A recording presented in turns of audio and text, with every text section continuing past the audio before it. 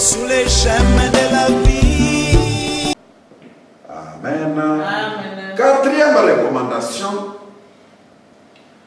faites vos propres recherches, écrivez l'histoire et publiez, écrivez les vrais scénarios de cinéma, les documentaires sur la misère en Europe, pauvreté, faites les expéditions scientifiques.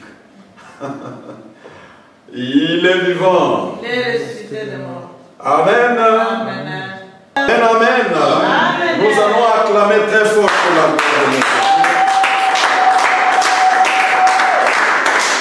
Vous savez que vous connaissez le terme plagiat. Le plagiat. Le plagiat, c'est si tu prends une œuvre qui n'est pas à toi, mais tu copies cette œuvre-là et tu exposes, tu fais comme si ça t'appartient, mais sans que tu donnes la source pour dire que cette œuvre ici, je l'avais trouvée dans tel livre, alors qu'il y a quelqu'un qui avait déjà expliqué cela bien avant toi. Toi, tu veux t'approprier cela comme si ça t'appartient. Amen. Amen. Et c'est ça, ce qui s'est passé pour l'histoire d'une façon générale que nous sommes en train d'apprendre aujourd'hui. Tous les gens qu'on dit comme les philosophes, comme les scientifiques, les mathématiciens, les gens comme les Thalès, Thalès le grec, comme les Pythagore, amen, comme les Archimèdes, et tout ça, bien aimés. Tous ces gens-là, bien aimés, sont partis apprendre les mathématiques, la géométrie et toute la science, ils sont partis apprendre en Égypte. Alléluia. Amen. Ils sont partis apprendre cela auprès des prêtres et des savants égyptiens.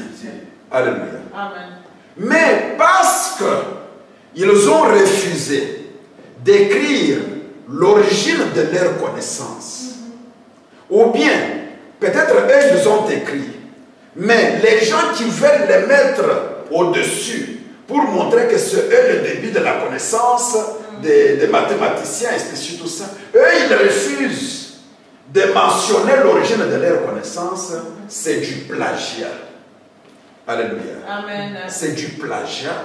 Pourquoi? Parce que la mathématique, que les Thalès, que les Pythagore, que les Socrates ont donné et la philosophie, ils sont partis apprendre cela en Afrique et plus précisément en Égypte et la Nubie. Amen. Amen. Alors, maintenant, il faut que la jeunesse africaine accède à ces bibliothèques-là et qu'ils réécrivent l'histoire que non seulement l'Europe va accepter, mais que vous-même d'abord les Africains, vous êtes en train d'accepter et d'enseigner aussi à vos enfants.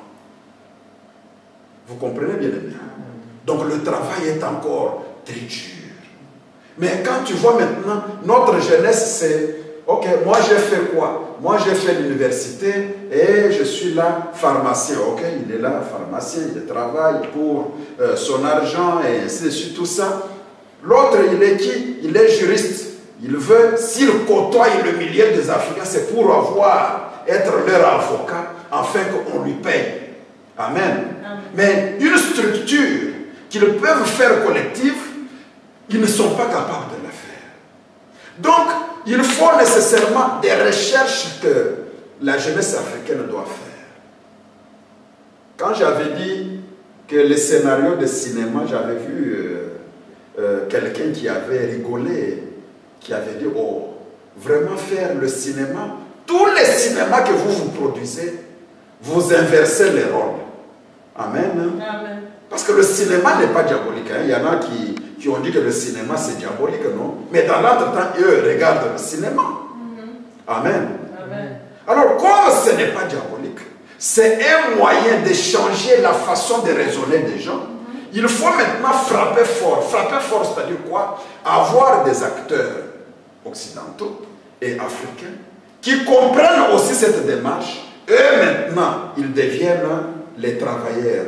Hein? Moi, dans mon domestique, il y a patron qui est un Africain. Amen. Amen. Et une grande entreprise, les travailleurs sont des Européens. À partir de cela, si on fait cela, ça va changer quand même la mentalité.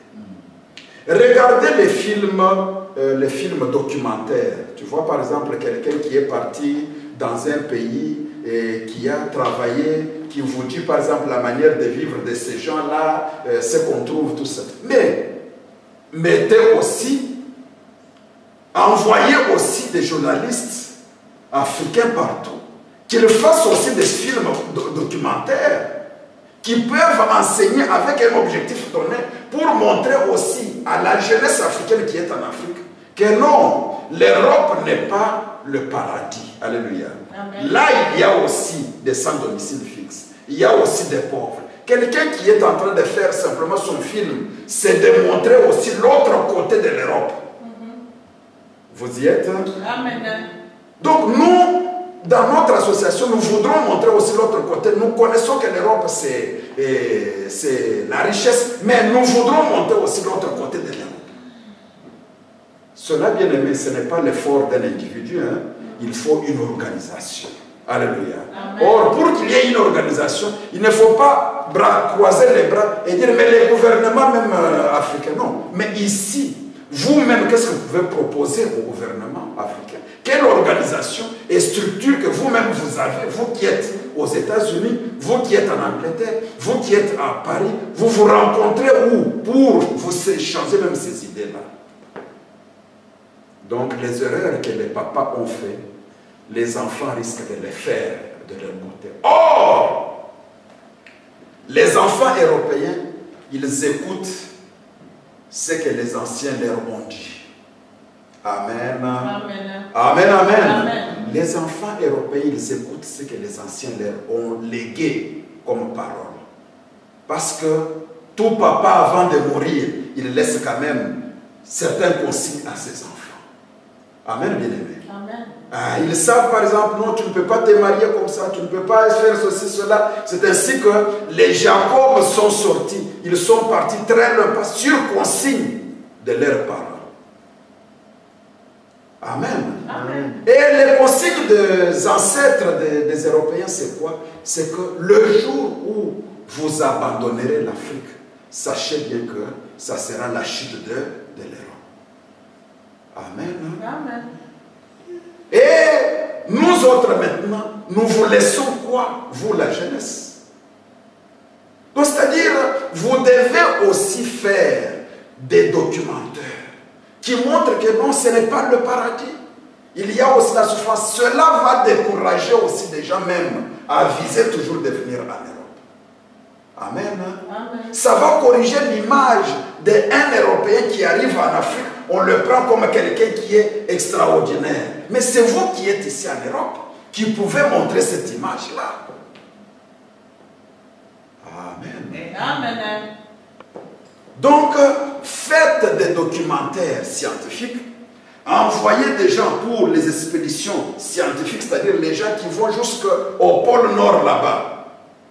Mais expéditions envoyées par les Africains. Faites-le aussi. Amen. Amen. Ça demande des moyens.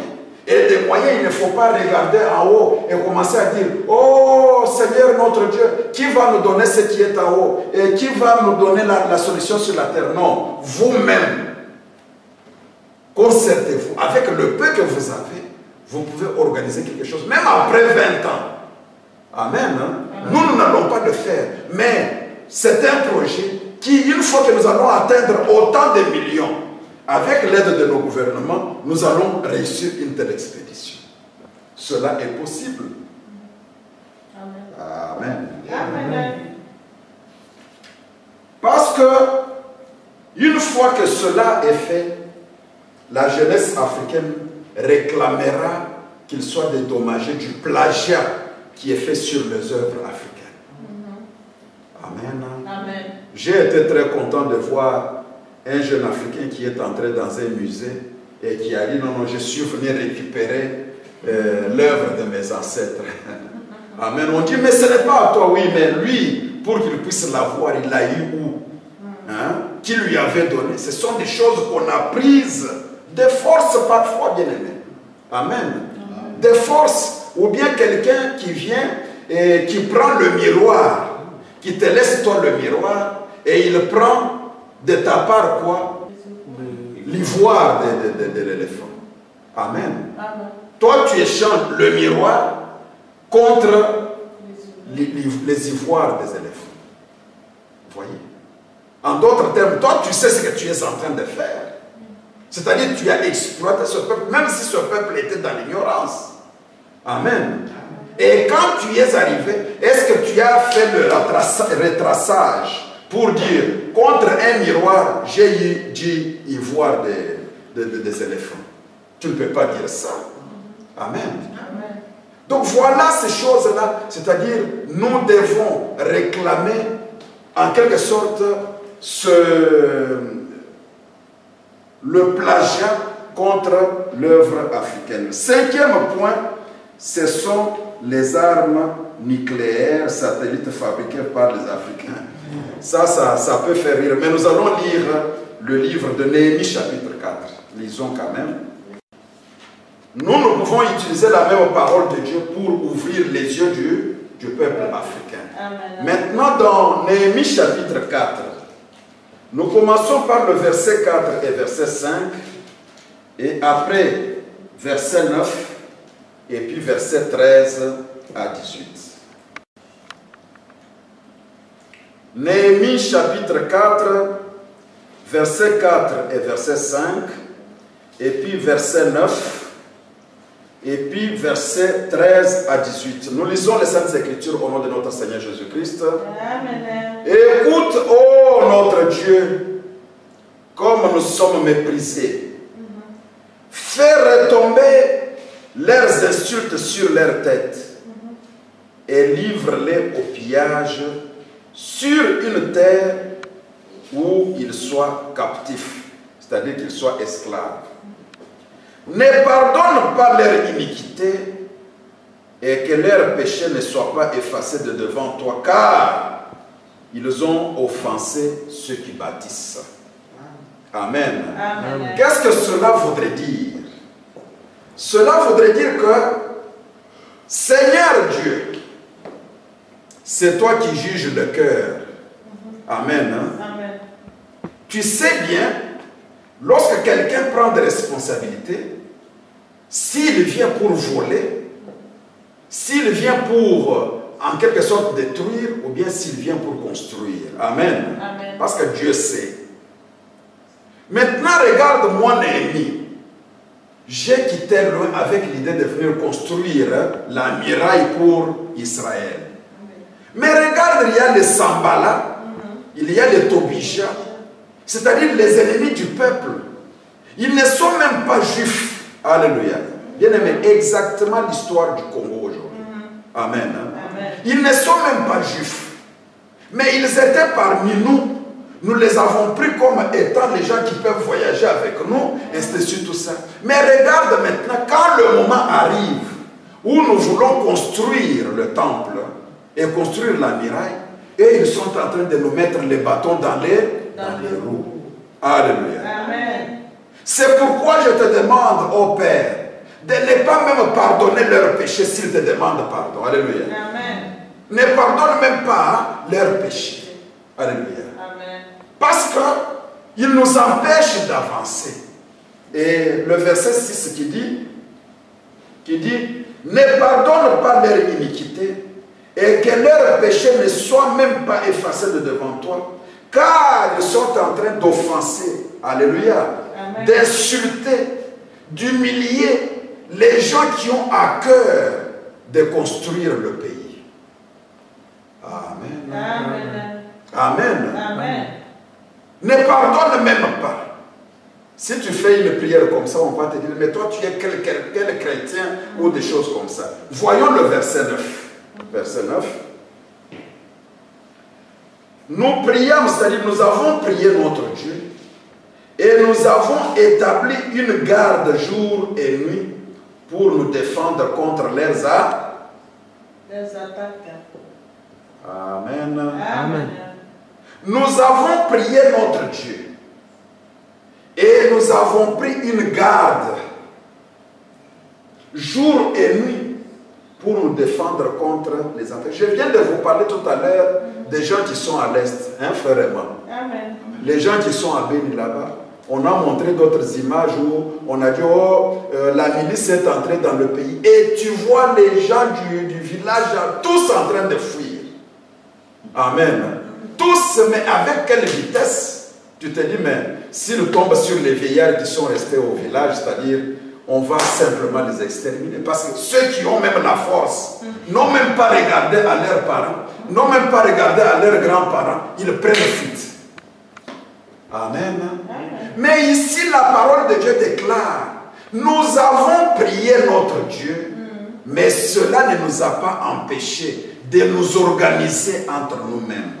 Parce que ce n'est pas Dieu qui enverra la garde. Dieu a écouté vos prières, mais vous-même, organisez-vous et mettez la garde jour et nuit. Alléluia. Amen. Tous les jeunes gens, nous devons nous organiser en équipe. Il y a l'équipe qui est au nord et l'équipe qui est au sud. Les autres sont à l'ouest, les autres sont à l'est. Donc, de 6h à 12h, nous changeons l'équipe. Les autres qui étaient en train de construire, et aussi ils prennent de 12h à 18h, ils partent maintenant. Et les autres qui étaient là, ils reviennent pour construire. Alléluia. Amen. De 18h à, si c'est 24h, un autre groupe. Vous vous organisez de cette manière-là. Pendant que les autres dorment, il y en a d'autres qui sont en train de faire la garde pour que ces gens-là ne viennent pas détruire ce que vous êtes en train de bâtir. Amen. Amen. Mais ce n'est pas Dieu qui va encore vous révéler cela. C'est votre organisation. Dieu vous a donné le pays.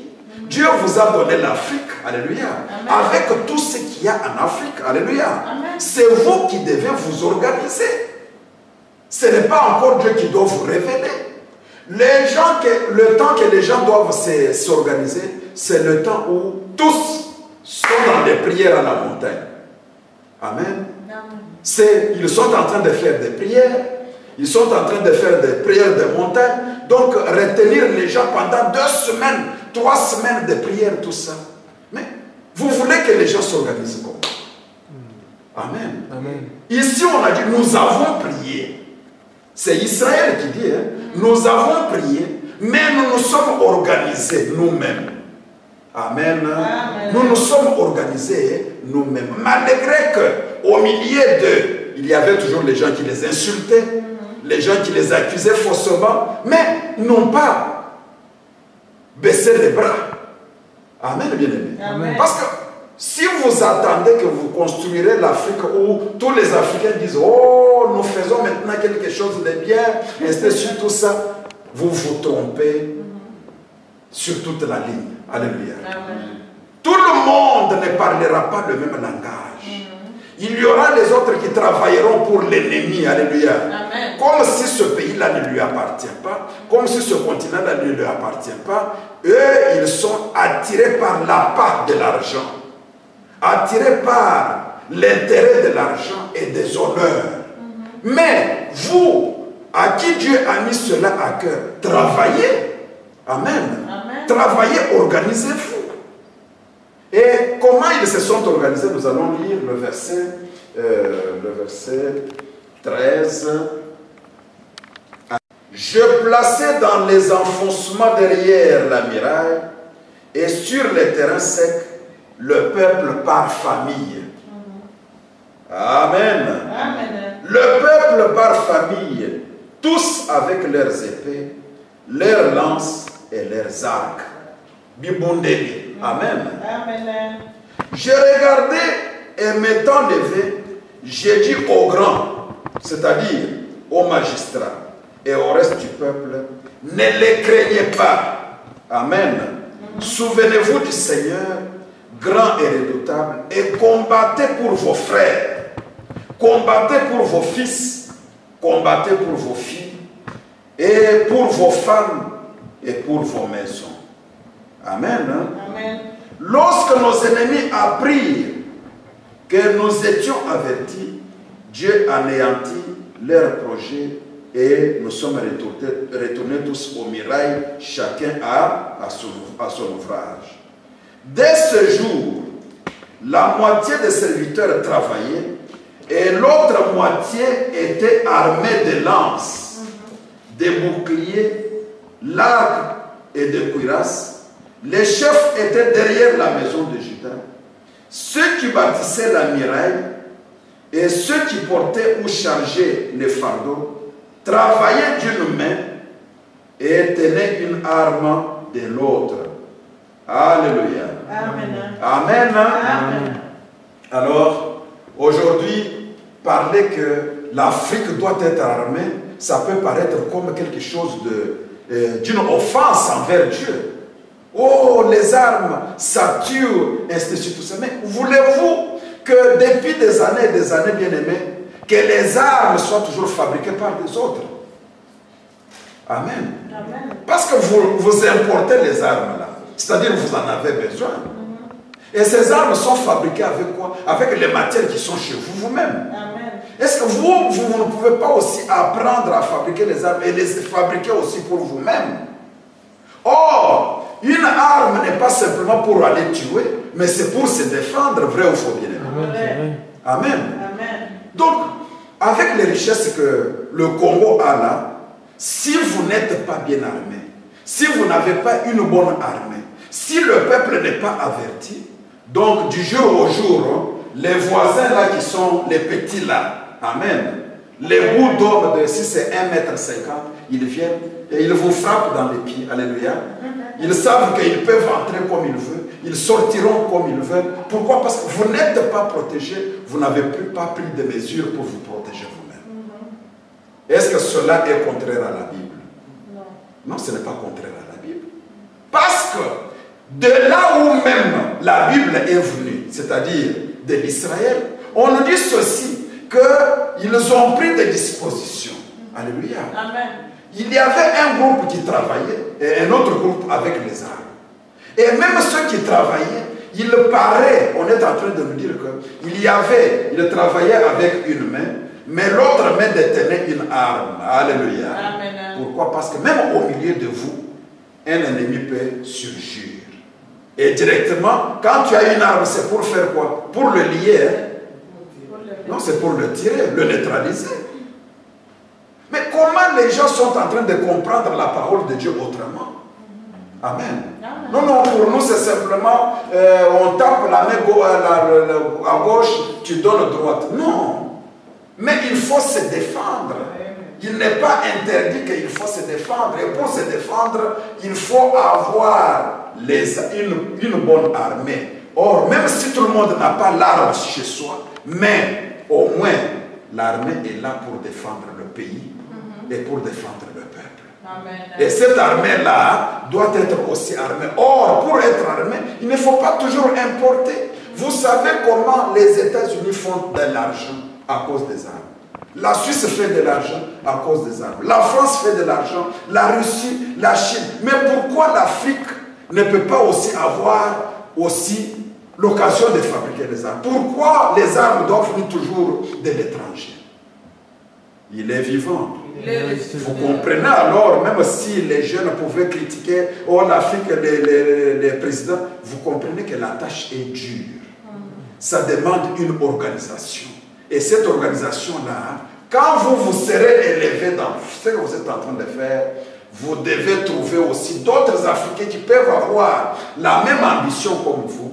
Et vous pouvez travailler pour l'intérêt collectif. Amen. Amen. Donc nous ne sommes pas à côté en disant qu'il faut que au moins l'arme nucléaire arrive aussi en Afrique. Pourquoi? Parce que l'Inde a l'arme nucléaire, non? L'Inde a l'arme nucléaire, le Pakistan en a, hein? Israël en a, et les pays européens en ont. Mais qu'est-ce qui empêche que l'un des pays africains aussi puisse avoir aussi l'arme nucléaire? Amen. Amen. Donc, 6e recommandation, créer une association forte, créer des structures, créer des groupes de pression, des lobbying puissants instaient sur tout ça. Parce que si vous lisez Néhémie chapitre 4, verset 14, 19 à 20, ou bien Néhémie 10, 29 à 39, vous verrez les choses que je suis en train de dire. Donc Néhémie 4, verset 14, et puis verset 19 à 20,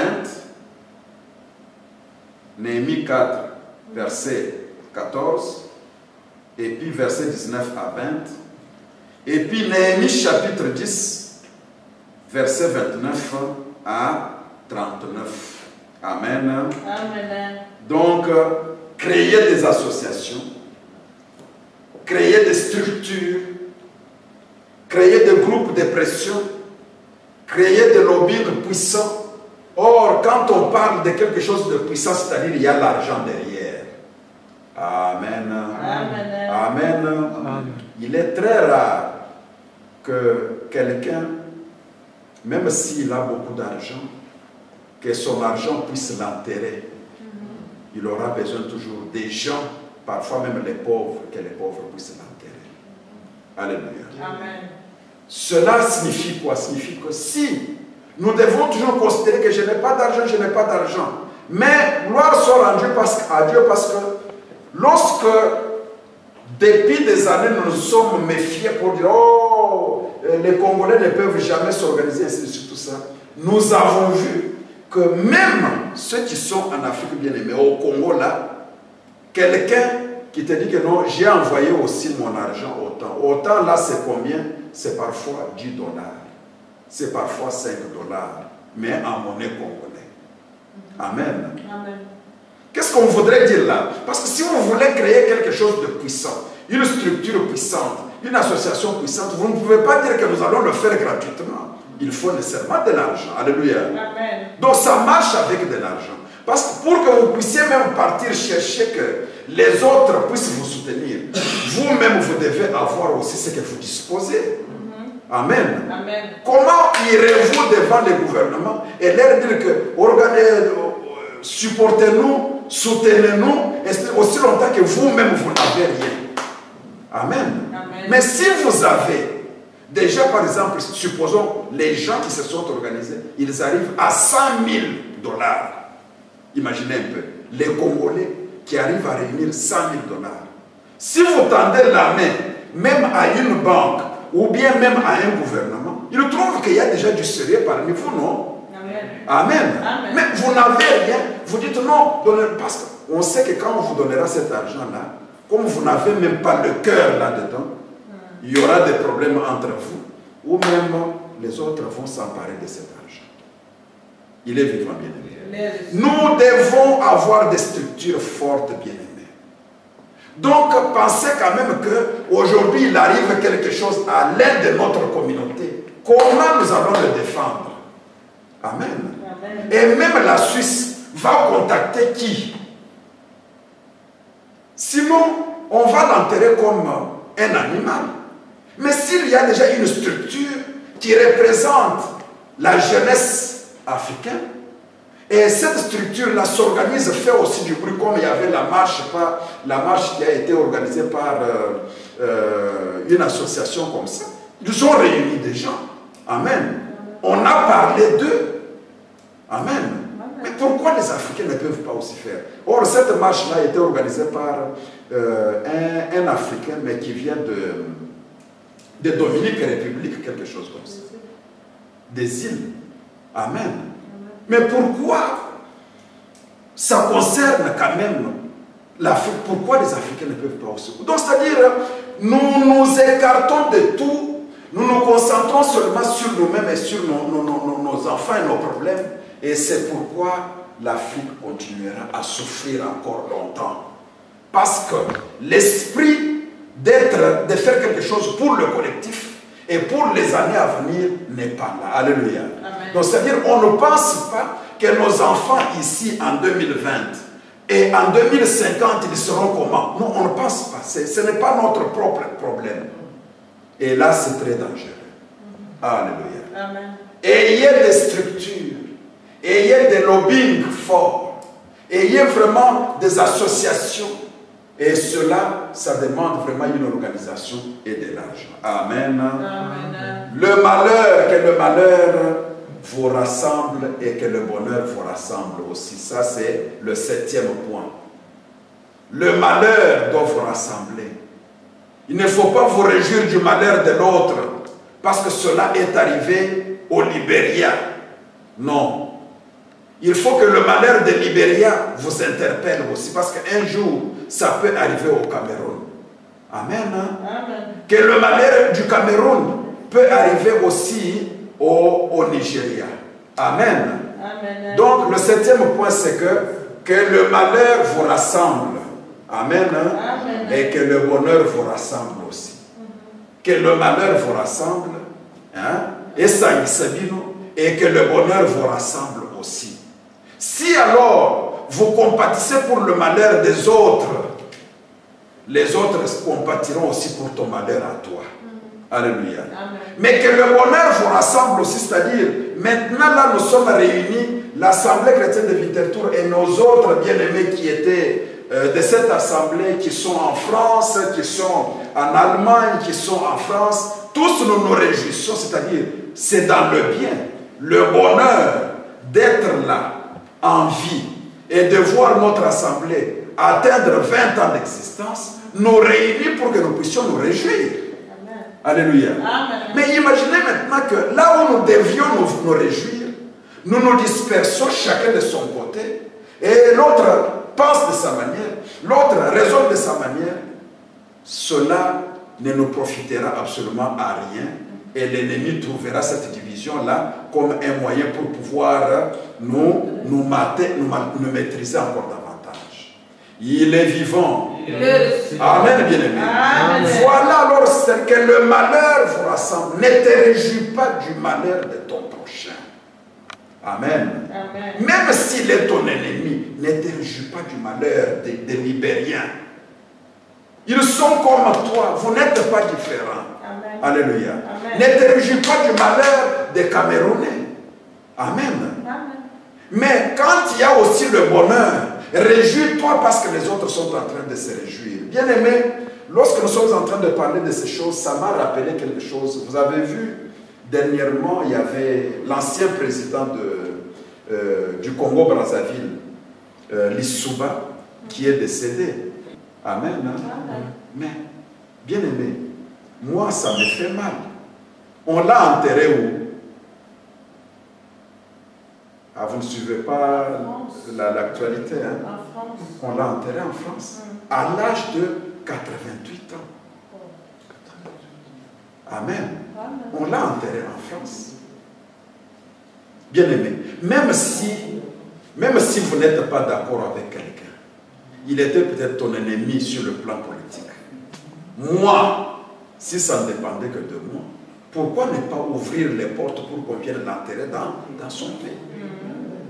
Amen. Amen. Et si vous remarquez, bien aimé, tous l'élite, les gens qui ont dirigé l'Afrique ne sont pas enterrés dans leur pays. Amen. Amen. Beaucoup de chefs d'État bien-aimés. Or, on nous a dit ceci, que vous devez honorer vos anciens. C'est-à-dire, Dieu sait pourquoi cette personne-là a été aux commandes de votre pays. Vous ne pouvez pas l'insulter. Comment tu insultes ton père? Comment tu insultes ton chef? Alléluia. Amen. Comment tous sont toujours enterrés ailleurs, bien-aimés, même si, effectivement, ils n'aimaient pas leur pays. Mais la meilleure des choses, c'est que les Africains comprennent que ce n'est pas un avantage pour que mon père soit enterré dans le désert. Alléluia. Amen. Ce n'est pas un avantage qu'il soit enterré dans le désert, qu'il soit enterré dehors. Non. Ou bien nous nous référons peut-être à autre chose. Si effectivement nous nous référons à la Bible, nous trouvons que tous les anciens, quand ils mouraient, même si on ne l'a pas enterré, mais on prenait les os pour aller les enterrer ailleurs. Alléluia. Amen. Cela, c'est une communication qui s'est faite. Pourquoi? Parce que nous avons quelque chose de ces gens-là. Nous ne pouvons pas dire non, il faut supprimer les liens de famille, les liens d'hérédité. C'est-à-dire, c'est un très mauvais évangile, bien-aimé. Je sais pourquoi je suis en train d'insister. Nous devons honorer nos anciens. Amen, bien-aimé. Parce que si ces gens-là ne s'étaient pas battus pour arriver ici en Europe, vous, la deuxième génération, vous ne pouvez pas être en Europe. Vrai ou faux, bien-aimé? Mais eux, pour qu'ils se battent, c'est-à-dire il y avait aussi des parents derrière. C'est pourquoi moi, j'ai fait un effort. Je me suis dit que je ne vais pas souffrir comme moi. Mes enfants ne peuvent pas souffrir comme moi j'avais souffert. Moi, j'ai souffert. Nous ne connaissions aucun de nos grands-parents, ni grand-mère, ni grand-père. Alléluia. Amen. Mais les voisins avaient des grands-mères qui venaient les voir, et c'est surtout ça. Et moi, j'en ai souffert. J'ai tout fait pour que mes enfants voient quand même leurs grands-mères qui sont vivantes. Alléluia. Amen. De façon que si un jour ils meurent, qu'ils ne disent pas que vraiment, mes condoléances papa, mes condoléances maman, non. Mais qu'eux-mêmes aussi se sentent qu'ils sont touchés. Pourquoi? Parce que si ces grands-mères-là n'avaient pas fait le travail, nous ne pouvions pas être parmi les gens aujourd'hui. Amen. Alléluia. Amen. Voilà un peu ces choses-là. Il faut montrer cela aux gens. Et voir les Souba enterrés en France, ça m'avait fait très mal. Amen. Amen. Bien aimé. C'est-à-dire tous les dirigeants, à commencer par Chombe, sauf Kassavoum qui est enterré, quand même dans ces terres, hein, dans les terres vraiment de ses ancêtres. Amen. Mais le reste, les Chombe qui avaient fait brûler le feu au Katanga, n'est pas enterré au Katanga. Amen. Amen. Et j'ai admiré ce qui s'est fait avec Étienne Tshisekedi. Ils ont refusé de l'enterrer. S'il fallait même faire 5 ans, on devrait garder le corps jusqu'à ce qu'il serait enterré dans son pays. Tout cela, il y a une signification. Alléluia. Amen. Mais si nous considérons nos anciens, ils deviennent comme des bêtes. Même les bêtes ici, les animaux ici, ils commencent à organiser un deuil pour un chien. Alléluia. Amen. Pour le chien ou bien pour le cheval. Combien, à plus forte raison, ces gens-là qui ont fait beaucoup pour nous, nous pouvons les négliger, bien-aimés. Amen. Amen. Donc, c'est-à-dire, nous devons avoir la considération de ces gens-là pour le travail qu'ils ont fait. Il est vivant, bien-aimé. Amen. Et cela est vraiment très, très important, que le malheur nous rassemble et que le bonheur nous rassemble aussi, parce que je me souviens, j'avais donné cet exemple-là, le jour où nous avions prié que chaque fois quand il y a des élections au Congo, il y a toujours le sang qui coule. Alléluia. Amen. Cette fois-ci, Seigneur, permet qu'il n'y ait pas de sang qui coule. Je ne sais pas ceux qui étaient avec nous lors de cette prière-là. Vraiment, il y avait du feu. Il y avait vraiment l'onction du Saint-Esprit.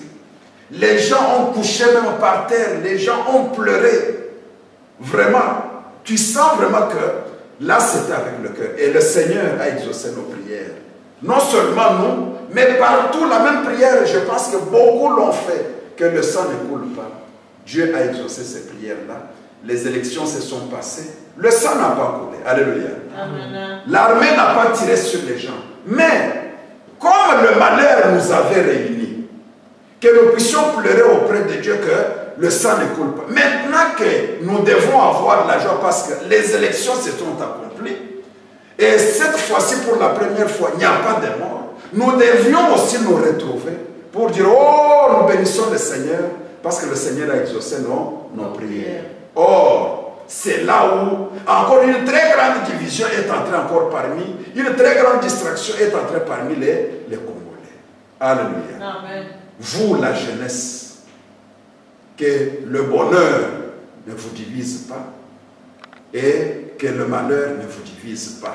Soyez unis dans le malheur, combattez ensemble. Et lorsque le Seigneur, vous verrez la face de Dieu, remerciez aussi le Seigneur en étant ensemble. Amen. Amen. Et le dernier point qui est la dernière recommandation, c'est que les bourses d'études vers les grandes universités, les ONG, les fêtes amoureux, les Pères Noël, ainsi de suite, tout ça, toutes ces choses-là.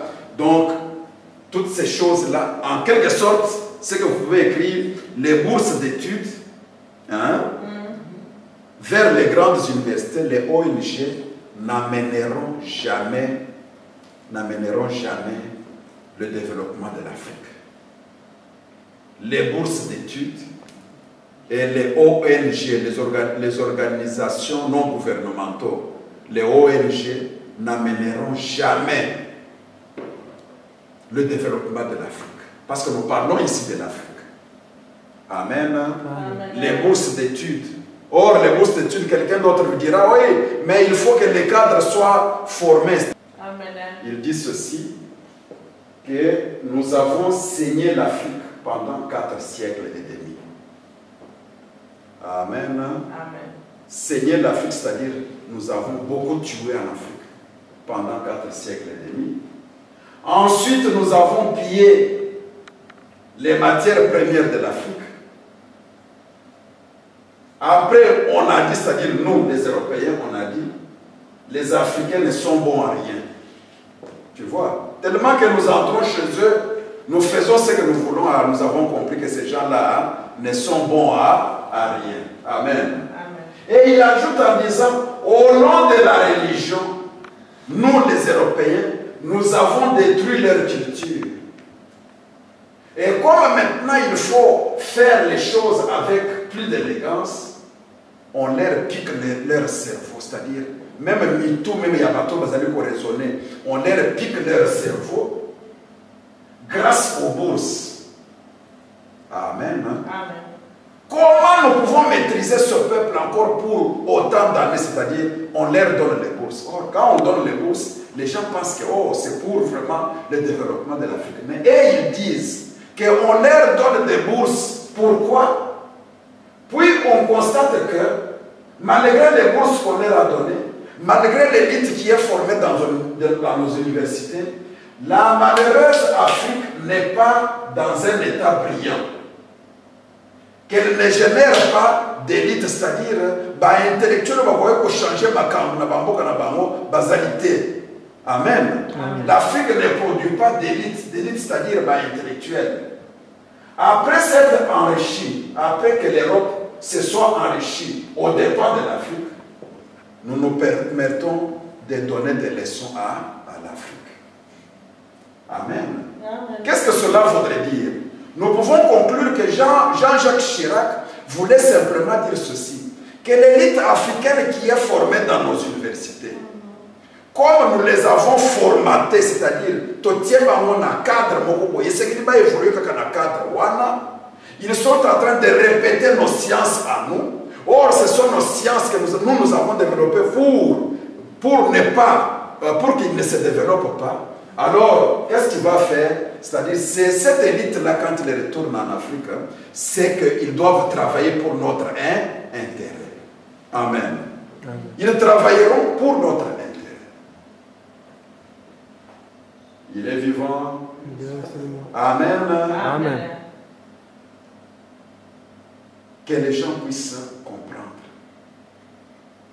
Et puis, le dernier, c'est un... Amen. Tu as dit quoi, ma soeur? Oui, le 8e, c'est le dernier. Mais le dernier, la dernière déclaration d'une autre personnalité, c'est ce monsieur ici. Amen. Il s'appelle Lord ou bien le Seigneur Macaulay. Il a fait cette déclaration en 1835. En 1835, et plus précisément le 2 février 1835, il s'est présenté devant le Parlement anglais. Amen. Et il devrait donner son rapport de l'excursion qu'il avait fait parce qu'il était envoyé avec une mission en Afrique pour aller étudier comment tu trouves même l'Afrique. Là, c'est avant même la colonisation. Hein. Écoutez maintenant le rapport qu'il donne comme un éclaireur avant la colonisation devant le Parlement anglais. Il dit ceci: j'ai parcouru ce continent comme un espion et un éclaireur, c'est-à-dire un espion pour voir ce qu'ils sont en train de faire. et venir vous donner, vous, le rapport pour vous éclairer comment est ce peuple-là. Je n'ai vu aucun mendiant. Amen. Amen. En Afrique, je n'ai vu aucun mendiant. Je n'ai vu aucun voleur. Ils ont des valeurs au-dessus de nos propres valeurs. Amen. Amen. Ils sont immensément riches des ressources, c'est-à-dire parce que les ressources sont belles. Et ils sont physiquement plus bâtis. Amen. Amen. Ceux qui ont été les européens, donc c'est-à-dire au globalisation sous deuxième fois, ils sont physiquement plus bâtis, ils sont costauds, et c'est surtout ça. Et ils nous sont supérieurs, écoutez bien, il dit, et ils nous sont supérieurs. Écoutez maintenant sa recommandation, comme aujourd'hui, pasteur Chambouy recommande 8 recommandations à nos jeunes. Le monsieur Macaulay a fait aussi des recommandations à l'Assemblée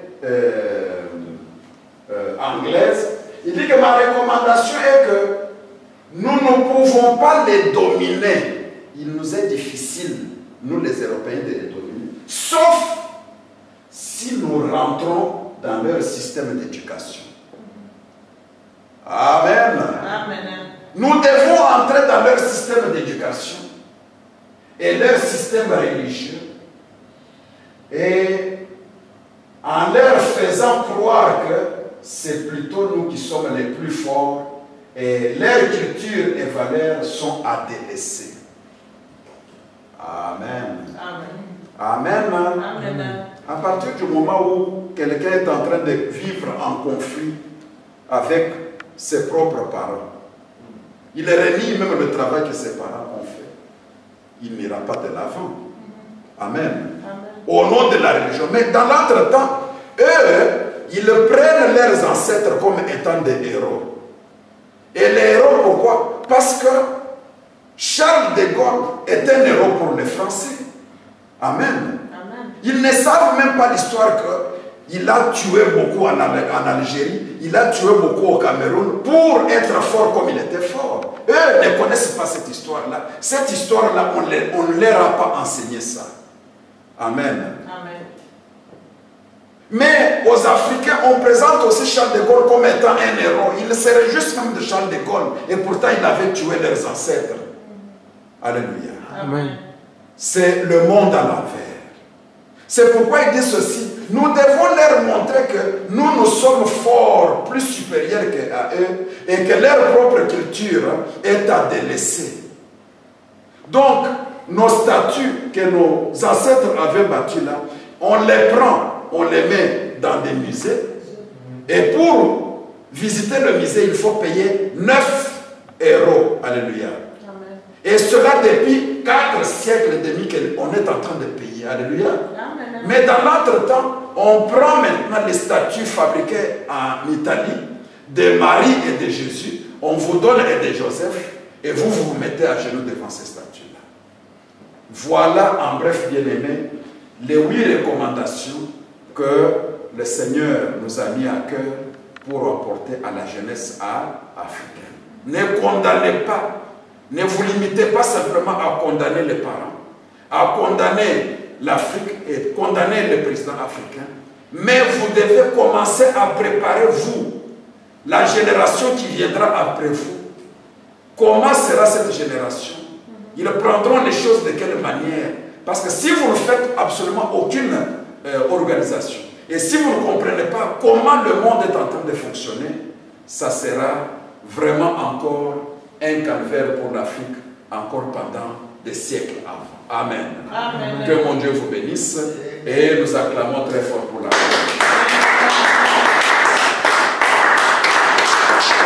Amen, amen.